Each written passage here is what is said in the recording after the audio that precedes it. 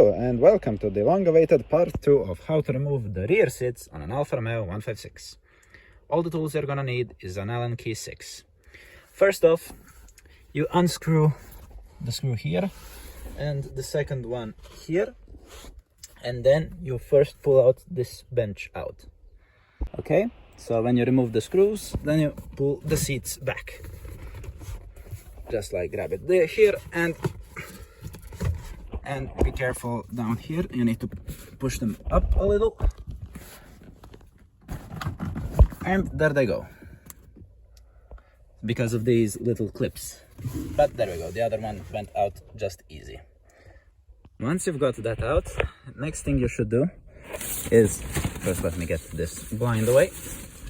Next thing you should do is get out these. They have a clip, I believe. Something like so. Yeah, they have a clip here.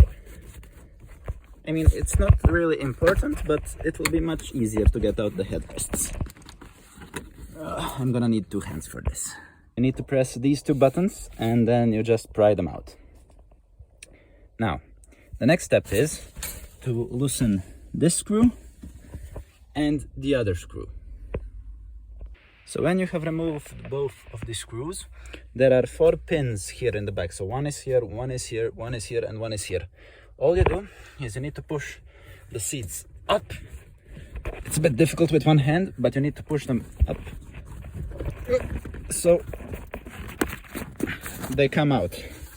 It can be a bit tricky at the first, but just push them up and then to the right. When you are removing this, these are the clips that are holding on. The seats are holding on. They have these 4 clips. So just push them up a little and wiggle them a little bit, and they'll be out with no problem. That's about it. Thank you for watching.